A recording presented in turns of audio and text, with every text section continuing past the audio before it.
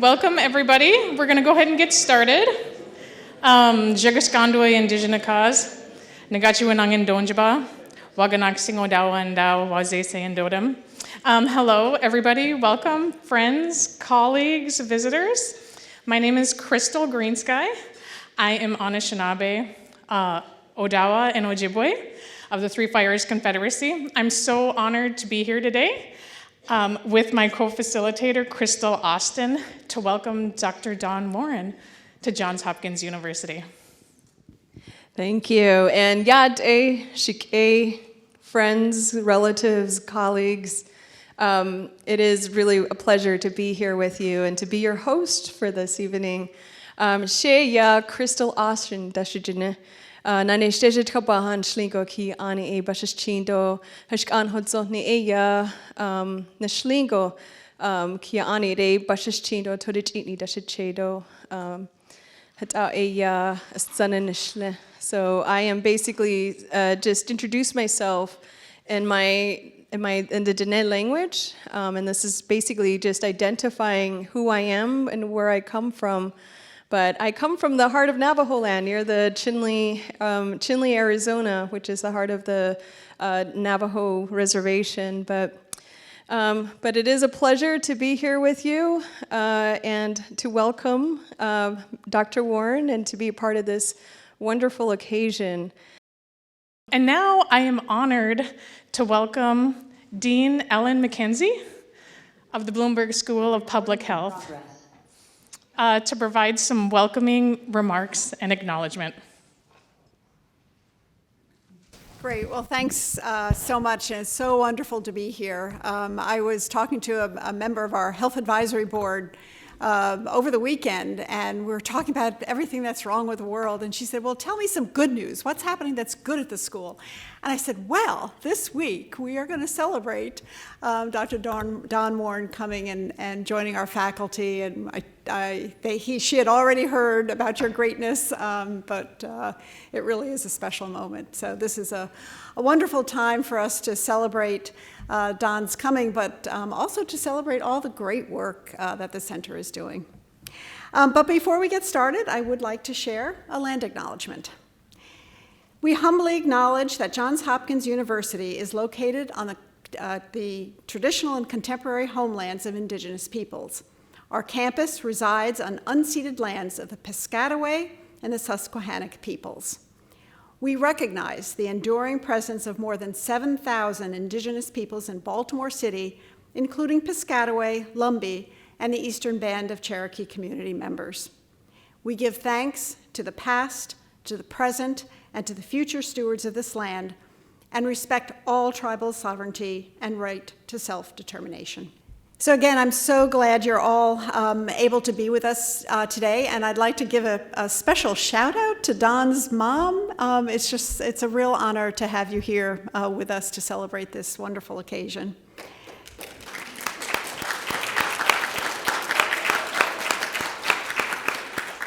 As I think we all know, Dawn Warne is one of the world's preeminent scholars of Indigenous health. And we are thrilled to have his visionary leadership here at Johns Hopkins. As I'm sure many of you know as well, in addition to co-directing our Center for Indigenous Health, Dr. Warne will also be serving as the university's new Provost Fellow for Indigenous Health Policy. And we'll hear a little bit more about that later. And he'll play an important role at the School of Nursing. We are so grateful to Dean Sarah Zanton for her support in helping us bring Dr. Warne to the university, and there she is. I was looking for you before, but Sarah Zanton, thank you so very much for all your help. And we're really looking forward to seeing the impact that Dawn will make across the university, here at the Bloomberg School, across nursing, medicine, and across the university overall. Here at the Bloomberg School, Dr. Warne is arriving at a very promising time. For the past 4 decades, the center has worked with Native American communities to improve health and well-being through research, policy, practice, and education. The center's team now is 300 persons strong. It's just pretty amazing, 300 people. And more than 70% of these individuals are Indigenous and serving in their own communities. We are so proud of all the achievements of the center. But the Bloomberg School, as we often like to say, is always restless, and we want to do more. As the center's new name signals, big changes are coming in the form of working with more communities. The center is broadening its mission and will be working to advance the public's health and support health leadership, not only in North America, which has been its focus, but in Indigenous communities around the world. We know the challenges are great. Indigenous people face severe health inequities, brought on by colonization as well as ongoing trauma and cultural oppression. And still, there are great strengths and value systems within these communities that sustain health and well-being for the planet. As we look to the road ahead, we are hopeful. We are ready to build on our existing efforts to support stronger, healthier, more resilient communities across the globe. Dr. Warne's leadership will be critical to that future, helping us to center Indigenous knowledge and values in the work that we continue to do. A member of the Oglala Lakota tribe, Dr. Warne grew up on the Pine Ridge Reservation in South Dakota, and he served as a primary care physician for the Pima population in Arizona. He brings lived experience to all of his roles, and he has many roles. He's always had many roles, and as he continues his journey here at the university, he'll add to those roles, I'm sure. First, Dr. Warne is an educational leader. He created the first MPH and PhD programs in the US that are focused on Indigenous health. And at the Bloomberg School, he will help us develop a new Doctor of Public Health track in Indigenous health, an invaluable addition to our educational programs. Dr. Warne is also a renowned public health researcher. From diabetes to health policy to alternative medicine, his expertise is both broad and deep. He brings decades of scientific inquiry to dislodging health inequity. Dr. Warne is also an experienced advocate. Committed to effecting policy change, he is known for giving bold and compelling testimonies on the national stage. Dr. Warne is skilled at conveying the complexity and the nuance of public health research, but he's also an exceptional storyteller. Time and again, he has shown that we can touch both hearts as well as minds, a skill that is so very important in today's world. And Dr. Warne is a voice against injustice. At the Bloomberg School, the responsibility for addressing racism is shared by our entire school community. Our Office of Inclusion, Diversity, Anti-Racism, and Equity, known as IDARE, supports our collective efforts to advance equity in everything we do. And as a former dean of diversity, equity, and inclusion at his previous institution, Dr. Warne will contribute essential leadership to those efforts, and we are so grateful that we'll benefit from his perspective. Dr. Warne brings passion and drive to all aspects of his work, from education to research to advocacy to inclusion. Through his experience in all of these areas, he will help the Center for Indigenous Health take on the challenges that wait ahead. At the Bloomberg School, our goal is a world where all Indigenous people can thrive. There's much work that we must do, but I know that the center and its collaborators are ready, and we are so very excited to be working alongside Dr. Warne. When it comes to building a healthier, more just world, Dr. Warne has said this: to get to equity, we must walk through truth. Dr. Warne, we are ready to take that journey along with you, and we're so very fortunate to have you with us. On behalf of the entire school and the university, we welcome you, and we look forward to many, many years of great collaboration, and also a most wonderful friendship. Welcome.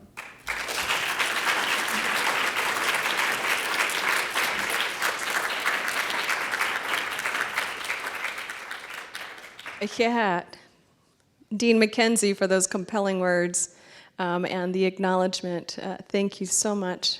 So next we would like to welcome, to say a few words, Provost Sunil Kumar.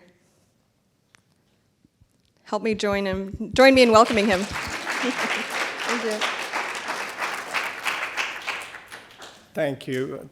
Thank you for inviting me here.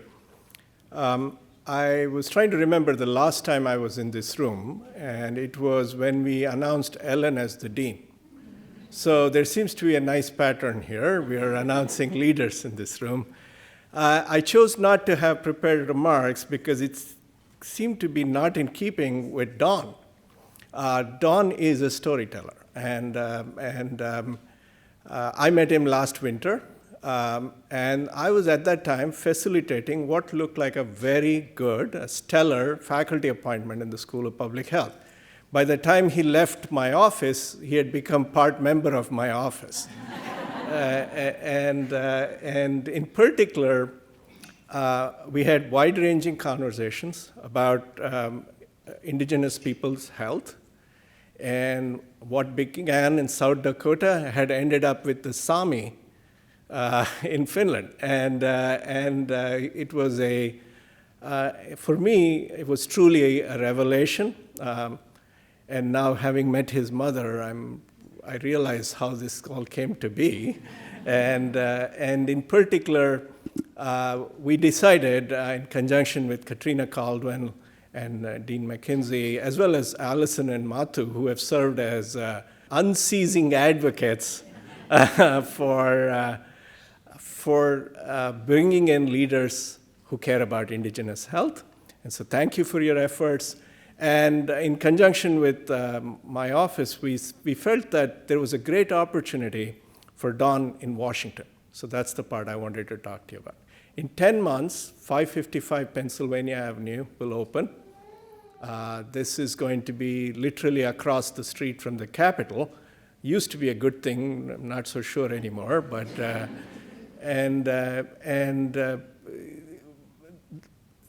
it is, as Ellen said, it is our fervent hope that Don will change the university for the better. But that would be a waste of his talents if he stopped there. We would very much like him to change the country and the world. And we hope that the platform that the university can provide in Washington will help him achieve that. And I hope that I will, in my old age, look forward to hearing more about Don's achievements and bragging that he was one of my appointments. So with that, I'll turn it back to our moderators. Thank you.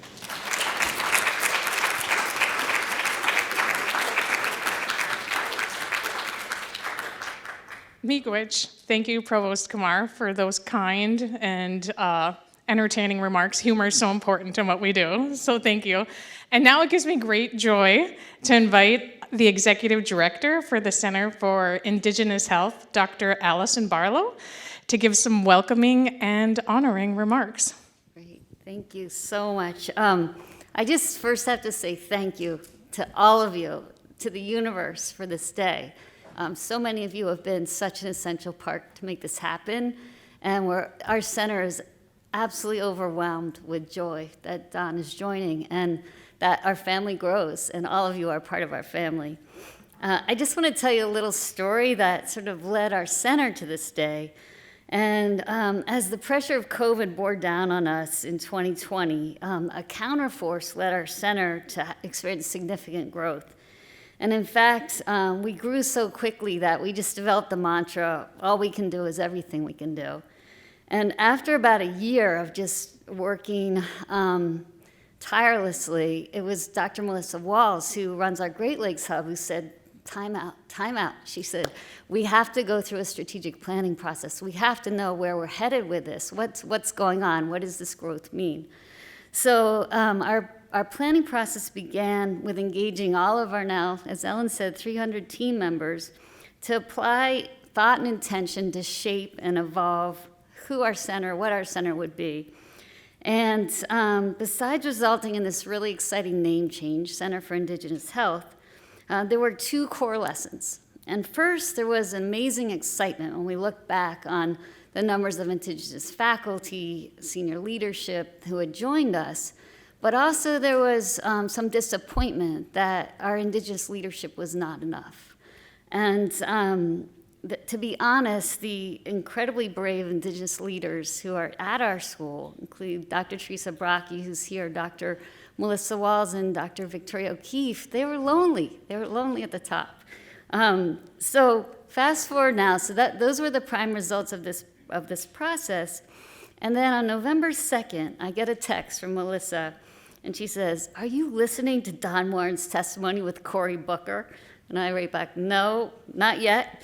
"Oh my gosh, he is amazing." And I text back, "Do you think we could recruit him?" She's like, "Are you serious?" I said, "Yeah, I kind of am."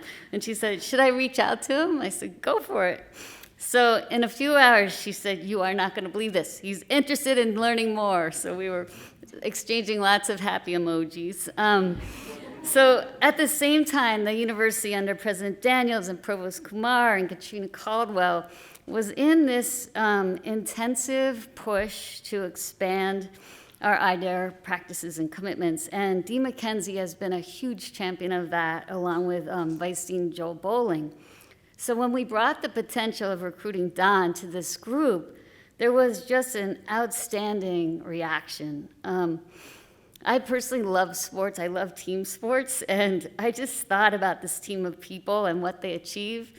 So in my little analogy, Provost Kumar was our coach, and he went to, made Dee McKenzie our team captain, and she went out and recruited Dean Zanton, who jumped on courageously. And then the next thing we know, we had Dr. David Peters, the chair of our Department of International Health, Keisha Pog-Porter say we're in. And then to finish it off was Josh Sharfstein and Michelle Spencer with the Bloomberg Initiative. And we could never have done it without each of those team members, just without hesitation, saying, "Let's go." So that has led us to today. And when I think about it, that is really the definition of transformational leadership: vision, empathy, perseverance, community, risk-taking, collaboration, mobilization. And Don, this all happened because of you, because you are seen and known as a change maker, a healer, and a born leader. And our center is so honored to share your immense strengths with our work and our vision, but also we cannot wait to share our strengths back with you to help fulfill your bold visions. And now I want to invite my colleagues Olivia Trujillo and Joshua Allison Burbank to join me. So Don's mentee and member of our center's family, Dr. Jenny Richards, who also shares his Lakota heritage, suggested we honor and welcome Don with a star quilt. And there's a little story about the quilt that I'm excited to tell. So our search for a star quilt led us to Don's mother, Beverly Warne, a longtime nurse who has inspired Don's work in the pursuit of health equity for Indigenous peoples. Bev frequently recognizes graduating Indigenous nursing students with the gift of a star quilt.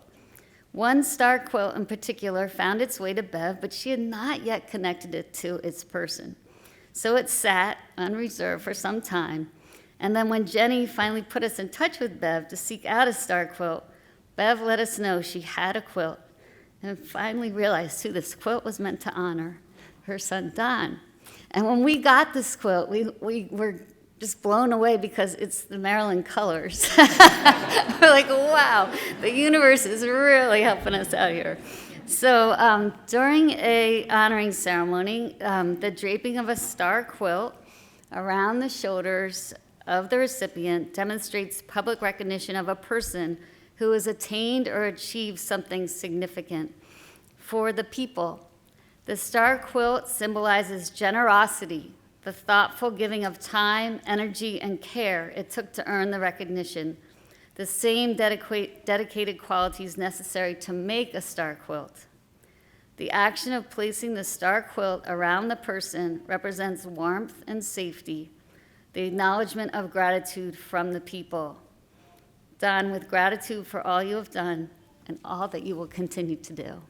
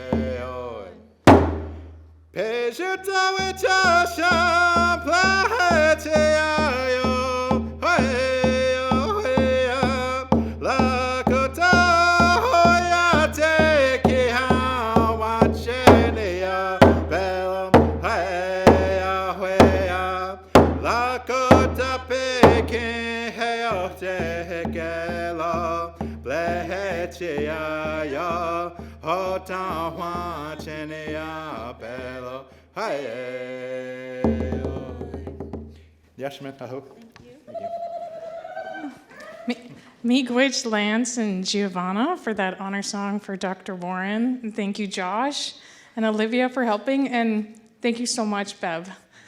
We couldn't have done this part without you. And now, Don, I invite you to give a few words if you'd like. Thank you so much. Wopila, lila wopila tanka. Thank you all so much. I'm rarely at a loss for words, but I feel that way right now. I feel so overwhelmed and so humbled and happy and excited about the future. For those who don't know me, this is me excited, but just so you know, yeah.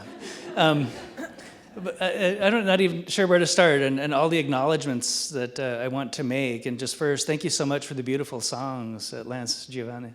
and Xander, just so beautiful. And the words are in the prayer saying Ate, and that's father, and Wakan Tanka is great spirit, and Ina is mother, and it's about family and that connectedness. And I really feel that, and it just means so much that you're here and provided such a beautiful song. And then in the honor song, Prejuta Wichasha is my Lakota name. It means medicine man. I was named after my grandfather, my mom's dad. His English name was Louis Stabber, but his Lakota name was Prejuta Wichasha. So I used to joke because our names have such good meanings. And when people would ask me, what does Prejuta Wichasha mean? I said, it's Lakota for Steve. No, I'm just kidding. Yeah.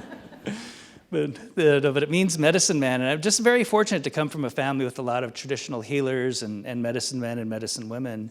And I feel like I've been able to go on this wonderful path, but not just because of me. It's really those many, many generations of ancestors who paved the way. And I think about how fortunate we are and how fortunate I am to have these opportunities.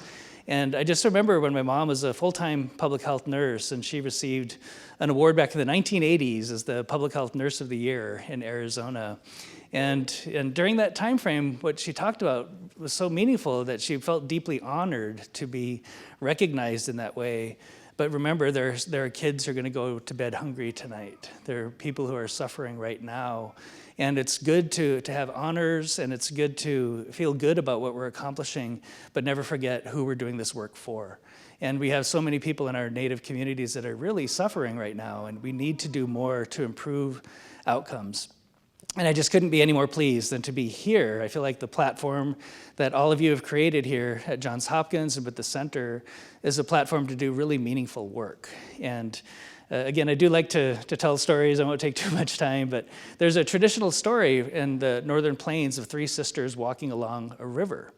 And as they're walking along the river, they see babies and young children in the water struggling to stay afloat.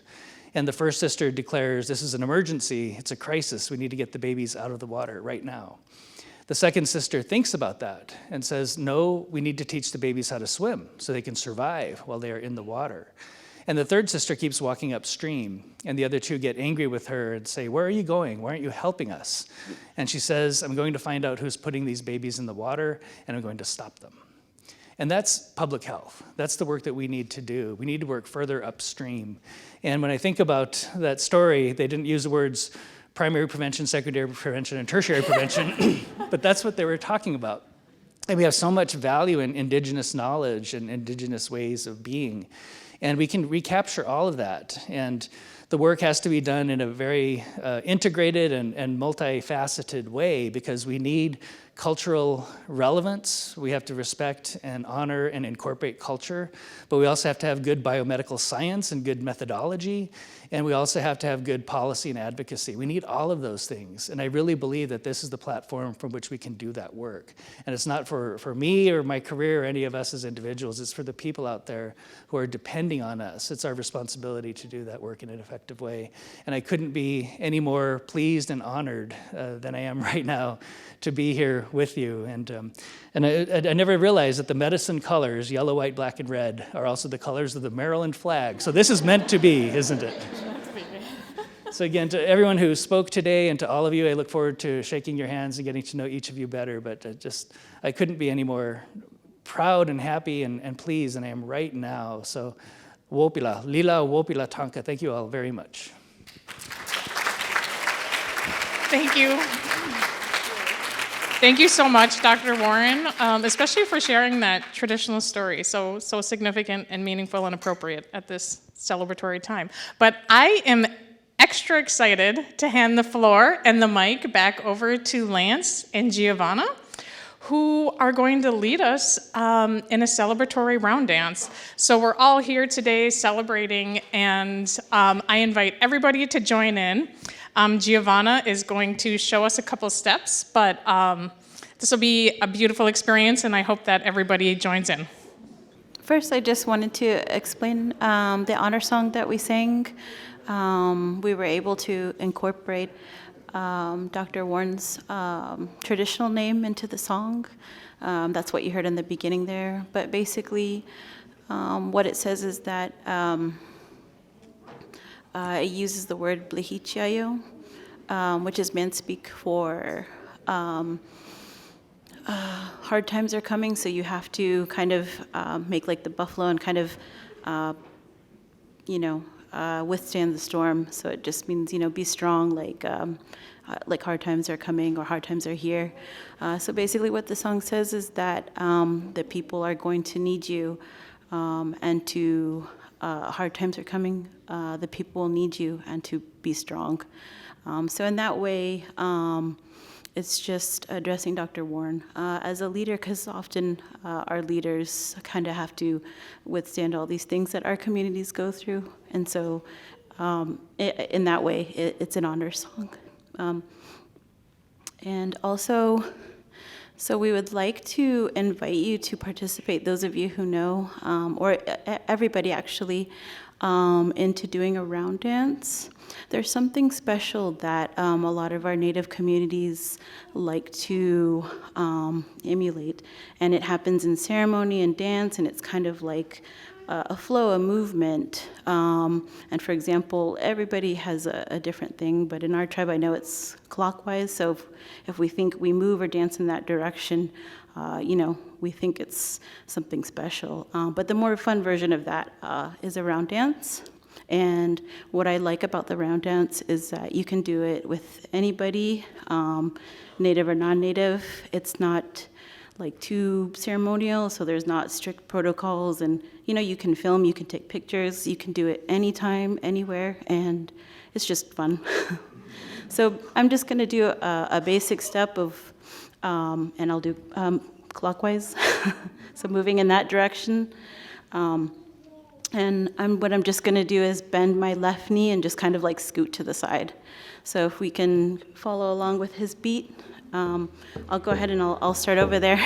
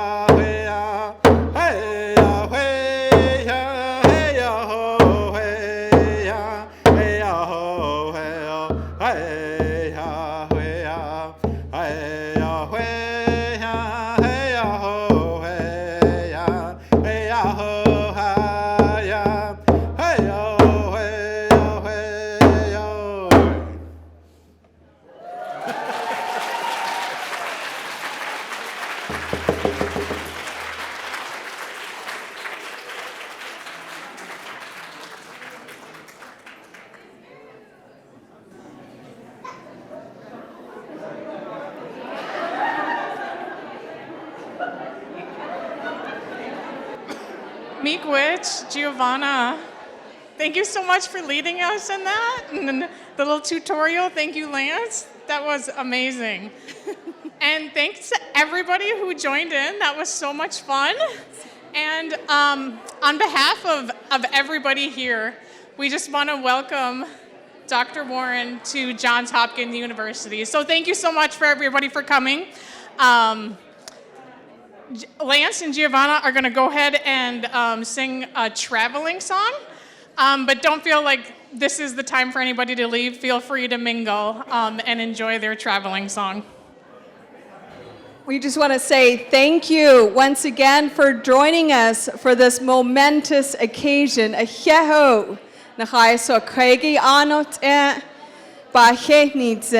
you all so much. Thank you all for enjoying the round dance. It's so great to see everyone smiling and happy and having fun. That's it's good feedback for me. But on a more serious note, we would like to close with the Ojibwe traveling song. It was composed by Alex Skeed, and it talks about he was sick and wasn't able to walk, but he was gifted a song by the Creator, and the words go, "Creator, you're the reason I'm walking." And in my tribe and in Giovanna's tribe and maybe many others, you don't necessarily say goodbye to anyone. It's usually, for us, it's Savasavomps. This means I'll see you again. What about Lakota? What he was saying, there is no goodbye in our tribe either. We just have a phrase that just basically says, "Till we meet again." And it's that way with a lot of nations. But there's no exact word for goodbye. It's always, we will see each other again. So we just wanted to send you guys off in a good way.